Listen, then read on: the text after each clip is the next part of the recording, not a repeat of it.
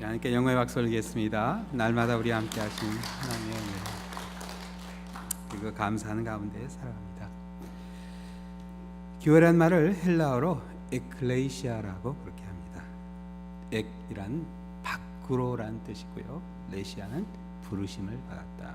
그래서 우리가 교회에 이렇게 나오는 것은 하나님께서 우리를 부르셨기 때문에, 이 자리로 부르셨기 때문에 이렇게 나온 겁니다. 부르시지 않았는데 나오면 문제가 됩니다. 그렇죠? 부르시지 않은 분들은 저기 지금 푸른 초장, 바닷가, 산으로 이렇게 좋은 날 휴일에 왜 이 자리를 오겠어요? 하나님께서 부르셨기에 우리가 이 자리에 이렇게 나왔습니다. 근데 부르심을 받았다면 최소한 부르신 이유는 왜 부르셨는가 확실히 알고 돌아가야 되겠죠. 그래서 이 아침 왜 하나님께서 우리를 부르셨는가, 우리 함께 말씀을 통해 보시는 가운데 하나님의 소명에 확신을 갖는 여러분의 이 아침 되시기를 우리 주님의 이름으로 축원합니다. 우리 자원님 한번 인사하시겠어요? 하나님이 부르셨습니다 하고 인사하시겠어요? 네, 부르심의 확신이 있기를 축원합니다. 기도하겠습니다. 사랑의 하나님 아버지, 죄를 세상에 두지 아니하시고 이 한 주의 첫 시간 주님의 성전으로 불러주시니 감사드립니다. 이렇게 주님 앞에 나올 수 있는 건강을 주시고 이렇게 아름다운 공동체를 허락해 주시는 하나님의 은혜에 감사하게 하여 주시며, 이 아침 선포되는 말씀 가운데 주님의 말씀에 순종할 수 있는 그러한 결단이 함께 내려지게 하여 주시옵소서. 전한 자와 듣는 자가 함께 은혜되게 하여 주시며, 모든 말씀 예수 그리스도 이름으로 기도드립니다. 아멘. 오늘 이 본문에 보면 아이 사무엘이 엘리 제사장을 섬길 때는 여호와의 말씀이 희귀하여 이상이 흔히 보이지 않았다, 그렇게 나옵니다. 하나님의 말씀이 당연히 풍성해야 되는데, 하나님의 말씀을 통한 이상이 흔하게 보여야 되는데 그러지 못했다는 뜻이에요. 왜 이런 현상이 일어나게 되었는가? 그 답을 찾아야 됩니다. 그 답이 오늘 본문 전에 나오는 2장의 내용에 나옵니다. 2장을 쭉 읽어보시면 나오지만 문제는 엘리 제사장의 두 아들들이었습니다. 그 두 아들이 하나님의 제사를 멸시했다 하는데 도대체 어떤 일을 했기에 하나님께서 침묵을 하실 만큼, 하나님의 말씀이 희귀해질 만큼 죄를 지었을까? 우리 2장에 있는 말씀을 한번 같이 보시겠어요? 갖고 있는 성경에서 2장으로 넘어가서 12절부터 이렇게 나옵니다. 엘리의 아들들은 행실이 나빠 여호와를 알지 못하더라. 참 문제죠.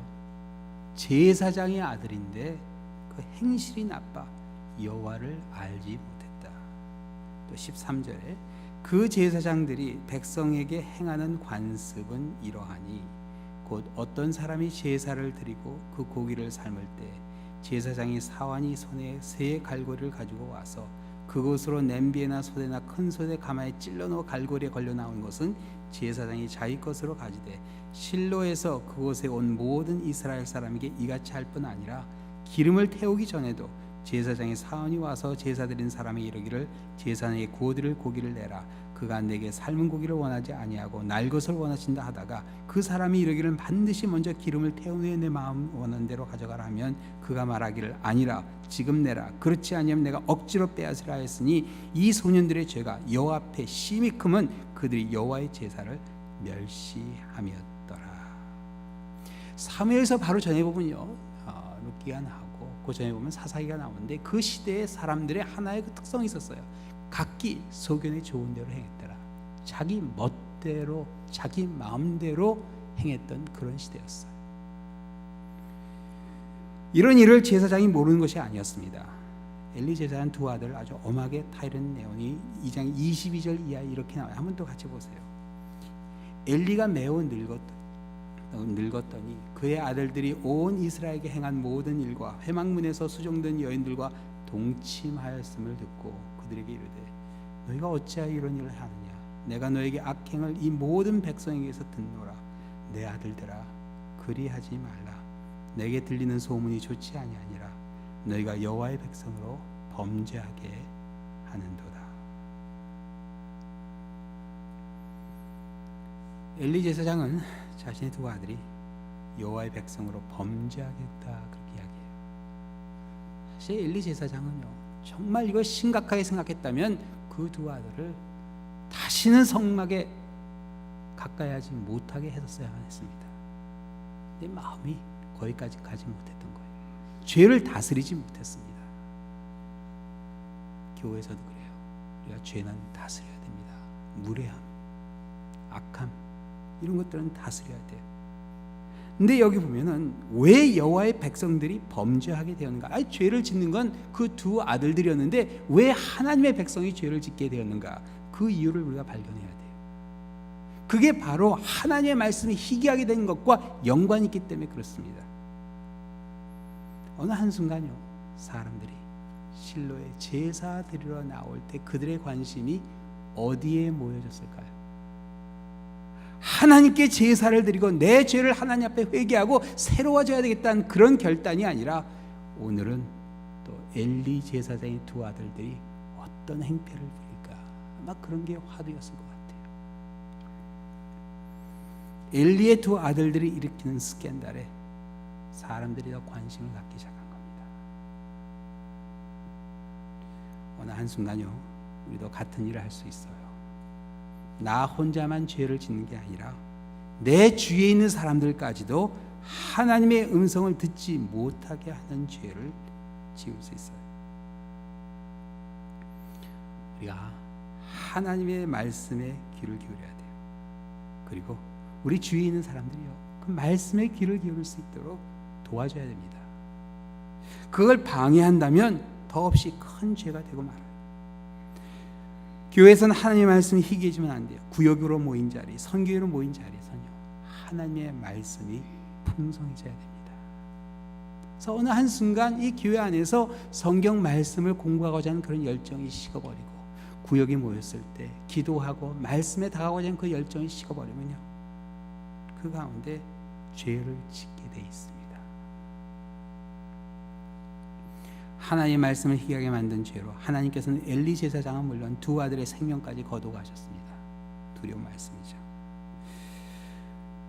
어떻게 해야 우리가 하나님의 말씀을 들을 수 있는가? 남편을 잃고 9이나 되는 아이들을 혼자 키운 과부가 있었습니다. 한 번은 삶이 너무나 버겁고 힘들어서 아이들을 모아놓고 이젠 도저히 우리가 가족으로 살 수 없다, 내가 너희들을 더 좋은 집에 입양시키려고 한다, 그렇게 이야기했어요. 이제 더 이상 배고플 필요 없고 이렇게 허름한 옷이 아니라 너희들 좋은 옷 입고 살게 될 거니까 너희들 걱정하지 마라. 어머니가 이렇게 하자요. 아이들이 어머니에게 울며 매달립니다. 엄마, 이렇게 살아도 좋으니까 우리는 같이 살래. 그 여인이 아이들을 모아놓고 이런 결단을 내려요. 우리가 살 수 있는 방법은 오직 하나다. 하나님의 말씀대로 사는 길 뿐이다. 너희들 그렇게 할 수 있겠느냐? 그 아이들이 이구동성으로 엄마 그렇게 할게요 약속했어요. 매일 밤 그들은 그 다짐을 하며 잠자리에 들었다고 해요. 그 아이들 중에 하나가 우리가 잘 아는 D.L. 무디 목사님이 되셨습니다. 그 어두운 시카고, 그 당시 그 어둡던 이 미국의 영혼을 깨우는 말씀을 선포하는 사역자로 세워지게 돼요. 밤마다 잠자며 하나님의 말씀에 순종하겠다 다짐했던 그 다짐이 이 미국을 깨우는 수없이 많은 영혼들에게 살아있는 하나님의 말을 선포하는 그런 사역자로 준비시켜 주게 됩니다. 하나님의 음성을 듣기 위해 결단과 노력이 따라야 됩니다. 그 당시 그 제사 드리러 온 사람들이 얼마나 엘리 제사장과 두 아들의 이야기를 했을까 싶어요. 그런 자리에서 무슨 은혜가 되겠어요. 자, 그런데 오늘 본문에 보면 사무엘은 어디에 있었죠? 그 어른들이 웅성웅성 이야기하는 그 자리에서 엿들으면서 도대체 오늘은 엘리 제사장의 아들들이 어떤 행패를 부르냐, 뭐 그런 거에 호기심을 가졌나요? 사무엘은요, 하나님의 궤가 있는 여호와의 전 안에 있었어요. 이게 중요합니다. 사람들이 모이는 그곳에 있지 않고 하나님의 전 안에 있었어요. 사람들이 하는 이야기에서 이보다 더 멀리 갈 수는 없습니다. 뭐 산속으로 간다고 멀리 떠나 그렇게 되는 게 아니에요. 사람들이 하는 그런 구설수에서 가장 먼 곳은 어디냐? 바로 이 성경책이 펴 있는 그 자리입니다. 이상한 소리 들으면요, 그냥 이 성경책 펴고 읽으시면 돼요. 사실인지 아닌지 한번 확인해 봐야지. 전화해보고 뭐 알아보고 그러실 필요 없어요. 사무엘은요, 십계명이 담긴 하나님의 궤가 있는 곳에 아예 누워버렸습니다. 그리고 하나님의 말씀을 베개 삼고 하루를 마치게 돼요. 그리고 오늘 본문에 보면 하나님의 등불이 꺼지지 않았다, 그렇게 나옵니다. 성막 안에는 하나님의 등불이 있었습니다. 그 등불은 순전한 감람유를 사용하게 되어 있어요. 매일 저녁 해가 지므로 켜지고 또 밤새도록 등불을 켜서 새벽에 끄도록 되어 있었어요. 그게 바로 출애굽기 27장에 나온 내용인데요. 보면은 하나님께서 그 등불을 보살피게 하라는 명령을 내리세요. 그렇죠? 그 등불이 켜져 있는데 이게 바람이 불어서 꺼질 수도 있는 거예요. 그래서 그 등불을 보살피게 하라. 그래서 아마 사무엘이 했던 일은 바로 밤새도록 그 여호와의 전에서 그 등불이 꺼지지 않게 지키고 보살피는 일을 했던 일이 아닌가 싶습니다. 어린 사무엘은요, 이러한 구분된 삶 속에서 하나님의 말씀을, 음성을 들을 준비를 하게 됩니다. 아주 하찮은 일 같아요. 그렇죠? 그 등불 하나면서 이게 혹시나 꺼질까? 그래, 교회 봉사가 그렇습니다. 그 봉사하는 그 자체를 보면 이게 뭐 해도 되고 안 해도 되는 그런 일 같이 보여요. 그렇죠? 그게 아니라 작은 일이지만 내가 그걸 최선을 다해서 하는 가운데요, 내가 하나님의 말씀을 들을 준비를 하게 됩니다. 어린 사무엘은 구분된 삶 속에서 말씀들을 준비를 합니다. 근데 여기서 우리가 중요한 신앙의 원리를 하나 발견할 수 있는데, 하나님께서는요, 준비된 자에게만 말씀을 해주세요. 왜 그렇게 하실까? 그냥 다 하나님의 말씀을 들려주실 건데 그게 아니에요. 본문에 나오지만 성막에서 살다시피 했던 3일이었지만 막상 하나님께서 부르셨을 때 하나님이 부르신 줄 몰랐습니다. 몰랐어요. 사무엘은 잠결에 하나님의 부르심을 엘리 제사장이 부른다고 생각하고 엘리 제사장에게 달려갔습니다. 그렇게 하길 몇 번이요? 3번이나 했어요. 사실 어린 사무엘이지만 엘리 제사장의 나이가 많다는 거 알았습니다. 이미 유괴한뿐만 아니라 영적으로도 둔해져 있다는 걸 알고 있었어요. 노망이 들었나 보다. 한 2번째 들었을 때는 아유, 이게 뭐 그냥 주무시게 내버려 두자, 그럴 수 있는데 그게 아니었어요. 매번 엘리 제사장에게 갔습니다. 참 성실한 모습을 볼 수가 있죠. 그렇게 하기를 3번째 해서야 엘리가 깨닫습니다. 아, 하나님이 사무엘을 부르시는구나. 이제 더 이상 나를 통해 말씀하지 아니하시고 사무엘을 부르시는구나. 이미 영적인 지도자로 자질을 잃어버렸던 엘리 제사장이었지만 사무엘에게 하나님의 음성을 듣는 방법을 제대로 가르쳐줍니다. 어떻게 대답하라고 그러죠? 9절 후반부에 이렇게 이야기해요. 여호와여 말씀하옵소서, 주의 종이 듣겠나이다. 한번 따라 하시죠. 여호와여 말씀하옵소서, 주의 종이 듣겠나이다. 하나님이 우리에게 말씀을 해주실 때, 하나님이 나에게 말씀을 해주신다. 여러분, 확신이 올 때 이렇게 대답하셔야 돼요. 여호와여 말씀하옵소서, 주의 종이 듣겠나이다. 말씀하시면 누가 듣겠다고 해요? 주의 종이. 사실 지금은 뭐 종이 없죠. 우리가 살고 있는 시대는 우리가 살고 있는 이 사회는 없습니다. 물론 지금도 종이 있는 사회가 있어요. 근데 이 종이라는 것은 자기 의지가 없는 사람입니다. 주인이 시키면 그대로 해야 돼요. 자기 생각에 옳던 그르던, 합리적이든 그렇지 않든 그냥 해야 되는 게 종입니다. 종은 주인의 명령이 떨어진 대로 순종해서 움직이는 사람들이 종이에요. 그리고 종이 주인의 명령에 순종하는 일은 그냥 당연한 일입니다. 그래서 누가복음 17장에 보면 예수님께서 이런 말씀을 해주셨어요.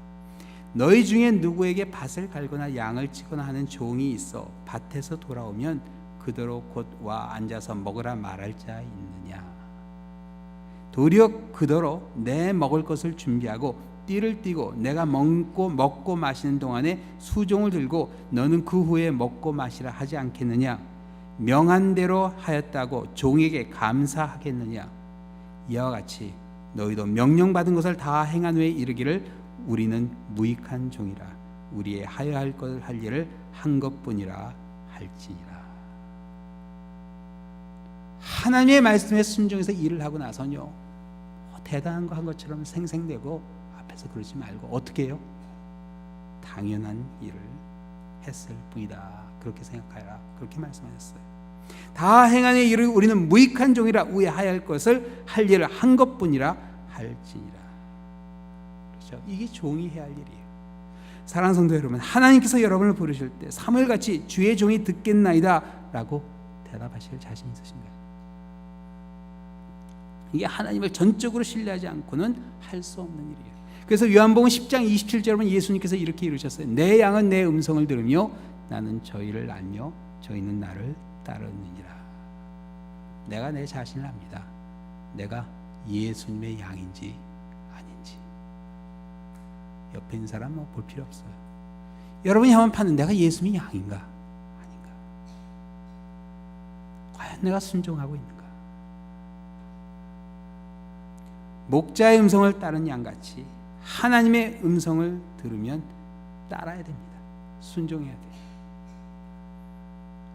오늘 본문에 보면 하나님께서 어린 사무엘을 4번 부르시죠. 그런데 매번 사무엘을 어떻게 부르셨는지 10절에 이렇게 나와요. 여호와께서 임하여 서서 전과 같이 사무엘아 사무엘아 부르시는지라. 하나님께서 매번 사무엘을 어떻게 부르셨어요? 사무엘아 사무엘아. 성경에 보면요, 보통 이렇게 반복해서 이름을 부르는 경우에는 좀 간절한 경우, 아주 다급한 경우에 그렇게 이름을 부릅니다. 창세기 보면 아브라함이 하나님의 말씀대로 이삭을 제단 위에 올려놓죠. 하나님께서 아브라함의 믿음을 한번 시험해보기 위해서 정말 아들만큼 아들보다 더 하나님을 사랑하는 시험해보기 위해서 제단 위에 올려놓고 제물로 바치라 했는데 아브라함이요, 정말로 그 100세 낳은 아들을 제단 위에 올려놓고 칼을 그 아들의 가슴 향해 휘둘러 내려칠 때 하나님께서 너무 다급해서 어떻게 부르시죠? 아브라함아 아브라함아. 또 신약에 보면요, 마르다가 예수님을 한번 대접하려고 예수님을 초대해요. 근데 같이 손님들이 많이 와서 이 혼자 저녁을 준비하기 막 시간이 부족한 거예요. 근데 가만히 보니까 동생 마리아는 예수님 발밑에 가서 그 말씀을 듣고 있어요. 화가 납니다. 그래서 예수님 앞에 와서 막 화를 내려고 그러니까 예수님께서 어떻게 하세요? 마르다야 마르다야, 한 가지만이라도 족하다. 하나님께서 그날 저녁 사무엘을 아주 간절하게 부르셨어요. 사무엘아 사무엘아. 하나님이 부르시에 사무엘이 대답하여 10절에 보면 여호와께서 임하여 섰다 그렇게 나와 있어요. 하나님께서 사무엘에게 어떻게 하셨어요? 임하여 서셨어요. 이상으로 나타나셨어요. 그리고 말씀을 해주셨습니다. 이 성경에 보면요, 하나님께서 이상 외에도 여러 가지 방법으로 말씀을 해주십니다. 때로는 음성으로, 꿈으로, 선지자를 통해서, 심지어 발람 같은 경우에는 나귀를 통해서 말씀해 주시기도 했습니다. 그런데 마지막 때를 살고 있는 우리에게는 하나님께서 어떻게 음성을 들려주시냐, 여러분 이걸 확실하게 아셔야 돼요. 마지막 때를 살고 있는 우리에게 하나님께서 어떻게 말씀을 해주시냐, 히브리서 1장에 이렇게 나옵니다. 옛적에 선지자들을 통하여 여러 부분과 여러 모양으로 우리 조상들에게 말씀하신 하나님이 이 모든 날 마지막에는 아들을 통하여 우리에게 말씀하셨으니. 지금은 누구를 통해서 말씀하세요? 선지자, 신령한 그런 어떤 그런 사람 아니라 아들을 통해서 우리에게 말씀하셨다. 바로 성경에 있는 예수의 말씀을 가리킵니다. 이제는요, 성경 책만 펴면 됩니다. 이 책만 펴면 돼요. 근데 요즘 보니까 이 책을 펴기가 점점 더 힘들어지는 것 같아요. 왜냐? 이 손에 든 이 스마트폰 때문에 이 사람들이 성경책을, 또 어떤 분들은 난 이 스마트폰으로 성경을 읽는다. 근데 가슴에 손을 얹고 정말 생각해 보세요. 그 스마트폰 보면서 성경만 보시나요? 성경 보다가 카톡 뜨면 이건 뭐야 또. 집중이 안 됩니다. 집중이 안 돼요. 그거 내려놓으셔야 됩니다. 교회 올 때는요, 제발 부탁인데 성경책을 가져오세요. 스마트폰에 태블릿에 다 있는 거 압니다. 그렇지만 제발 부탁인데 성경책을 가져와 주세요. 그리고 예배 시간에 스마트폰 딱 키면 가끔 노랫소리도 나오고 뭐 성경이 읽어주기도 하는데 다른 사람이 하나님의 음성을 듣는데 방해합니다. 방해해요. 제가 설교할 때 여러 번 느끼는 거 아주 결정적인 순간에 터져요. 소리가 납니다. 근데 가장 기가 막힌 것은 제가 한번 봤어요. 집회에 참석하는데 옆에 있는 분의 전화가 울리는데 이분이 귀가 좀 어두우신지 모르는 거예요. 계속해서 울리는데 모르시는 거예요. 사람들은 계속 봅니다. 왜 전화를 끄지 않나. 근데 그게 아주 잔잔한 음악으로 해놓으셨어요. 이게 안 들릴 수밖에 없는 것 같아요. 하나님의 말씀을 희귀하게 만들어버립니다. 예배 시간조차도 내려놔야 돼요. 성경책만 펴면 돼요. 요한계시록 3장 20절에 보면 이렇게 간절하게 말씀하시더 볼지어다 내가 문 밖에 서서 두드리노니 누구든지 내 음성을 듣고 문을 열면 내가 그에게로 들어가 그로 더불어 먹고 나는 그로 더불어 먹어라. 문 밖에 서서 두드린다 그렇게 말씀하세요. 그렇게 간절하게 이 성경책만 펴면 되는데 문 밖에 서서 우리 마음 밖에 서서 우리의 마음을 두드리시는데 이 문을 여는 일 절대로 어렵지 않아요. 한마디면 돼요. 뭐라고요? 말씀하옵소서 주의 종이 듣겠나이다. 그리고 들은 말씀 그대로 순종하면 됩니다. 절대로 어렵지 않아요. 어렵게 생각해서 문제지. 그래서 신명기 30장에 보면 이런 말씀이 있죠. 내가 오늘 내게 명령한 이 명령은 내게 어려운 것도 아니요 먼 것도 아니라 하늘에 있는 것도 아니니 내가 이르기를 누가 우리를 위하여 하늘에 올라가 그 명령을 우리에게로 가지고 와서 우리에게 들려 행하게 하려 할 것이요 이것이 바다 밖에 있는 것이 아니니 내가 이르기를 누가 우리를 위하여 바다를 건너가서 그 명령을 우리에게로 가지고 와서 우리에게 들려 행하게 할 것도 아니라 오직 그 말씀은 매우 가까워서 내 입에 있으며 내 마음에 있은즉 내가 이를 행할 수 있느니라. 행할 수 뭐예요? 있느니라. 따라 행할 수 있다. 행할 수 있습니다. 이 성경 말씀대로 우리가 살 수 있어요. 있습니다. 한마디만 하면 돼요. 말씀하옵소서 주의 종이 듣겠나이다. 이 한마디만 해결해야 돼요. 이 한마디와 함께 새로운 시대가 열려요. 각기 소견에 좋은 대로 마음대로 행했던 그 시대가 닫혀집니다. 그리고 하나님의 말씀이 희귀했던 혼란의 시대가 끝나고 말씀이 풍성해져가는 시대가 열리게 돼요. 우리가 사는 미국은요 원래 말씀이 풍성했던 그런 곳이었어요. 백악관에 가면요 이런 글이 걸려 있습니다. I pray heaven to bestow the best of blessings on this house. 이 집과 이 집에 살게 될 모든 이들에게 하늘의 가장 귀한 복이 임하기를 기도드립니다. 부디 정직하고 지혜로운 사람만 이 지붕 아래서 통치하게 되기를 바랍니다. 미국의 2대 대통령 존 퀸스 아담스가 백악관에 들어온 그 다음날, 그 당시 백악관은 상당히 열악했어요. 그냥 살만한 집이었어요. 그래서 부인에게 이제 앞으로 이 백악관에 들어와서 같이 살자고 편지를 띄우는데 그 편지 마지막에 이 글을 적었습니다. 이 집과 이 집에 살게 될 모든 이들에게 하늘의 가장 귀한 복이 임하기를 기도합니다. 부디 정직하고 지혜로운 사람만 이 지붕 아래에서 통치하게 되기를 바랍니다. 100년 후에 루즈벨트 대통령이 감동을 받아 그 글을 액자로 만들어 지금 백악관 그 식당에 걸어놨다 그래요. 노예 해방 문제로 남북 전쟁이 시작돼서 2년째 되던 해 1863년 2월 달에 미국 상원이요 만장일치로 링컨 대통령에게 상소를 합니다. 국민 전체가 기도할 수 있는 날을 하루 정해달라고. 링컨 대통령의 상원의 제안을 받아들여서 1863년 4월 30일 목요일을 국가적 겸비와 기도의 날로 제정하고 전 국민이 북쪽에 있는 주들을 가리키죠. 금식하며 기도할 것을 선포했어요. 그리고 이렇게 연설했습니다. 하나님의 거룩한 법에 따라 국가도 개인처럼 이 세상에서 징벌과 책망을 받는다는 것을 우리는 알고 있습니다. 지금 이 나라를 황폐시키는 남북 전쟁의 참화는 우리의 교만한 죄로 인해 부과된 형벌이요 전 국민이 하나가 되어 국가 개혁을 달성하라는 하나님의 채찍질로 받아들이는 것이 마땅하지 않습니까? 미국은 하나님이 내리신 최고의 축복을 누려왔습니다. 우리는 오랫동안 평화와 번영을 추구했습니다. 우리의 인구와 국부와 국력은 다른 어느 나라보다도 더 크게 성장했습니다. 그러나 미국은 하나님을 망각했습니다. 우리의 평화를 보존해 주시고 인구를 증식시켜 주시고 부유하게 해 주시고 국력을 증강시켜 주신 하나님의 은혜를 우리는 잊어버렸습니다. 미국은 이 모든 축복이 자신의 뛰어난 지혜와 힘의 산물이라 생각하는 헛된 자만심을 품었었습니다. 우리는 지속적인 성공에 도취한 나머지 구원하시고 보호하시는 하나님의 은혜가 필요함을 느끼지 못했고 우리를 창조하신 하나님께 기도하지 않는 교만한 백성이 되어버리고 말았습니다.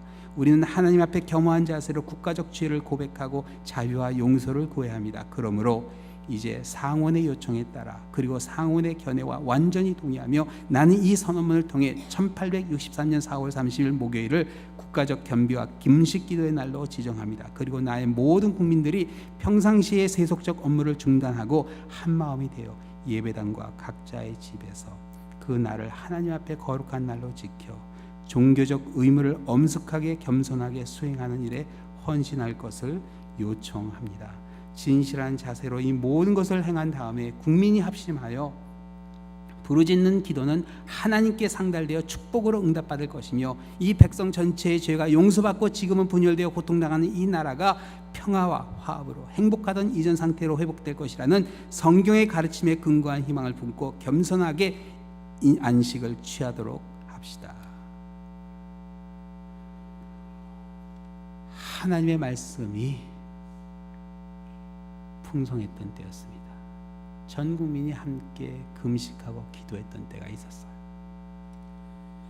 그런 때를 생각하면 지금은 하나님의 말씀이 너무 희귀해져 버렸습니다. 도무지 들을 수가 없어요.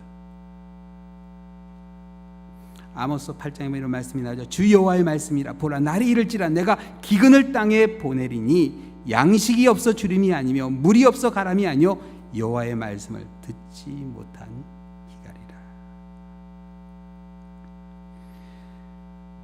하나님의 말씀이 너무 희귀하게 되어서 이제는 노력을 하지 않으면 들을 수가 없는 시대가 되어버리고 말았습니다. 노력을 해야 돼요. 우리 하나님의 말씀을 듣는 가운데 우리 가정에 우리가 사는 랄리에 노스캐롤라이나에 정말 새로운 시대를 열을 수 있는 그러한 결단이 주의 종이 듣겠나이다 하는 여러분의 이 아침의 결단 가운데 시작되기를 그 축복이 여러분의 삶과 함께 하시기를 우리 주님의 이름으로 축원합니다. 기도하시겠습니다. 사랑의 하나님 아버지, 어느 한순간 하나님의 말씀이 너무 희귀하게 되어버려서 말씀을 들어도 하나님의 말씀인 줄 모를 때가 있습니다. 이 아침 저희들 주님 앞에 우리의 죄를 고백하오니 용서하여 주시옵소서. 주님 말씀하옵소서. 주의 종이 듣겠나이다. 주님 이 결단과 함께 말씀에 순종하는 그러한 우리 한 주의 이 첫 시간이 되게 하여 주셔서 주의 음성을 갈급하는 우리의 삶이 되게 하여 주시옵소서. 모든 말씀 예수 그리스도의 이름으로 기도드립니다. 아멘.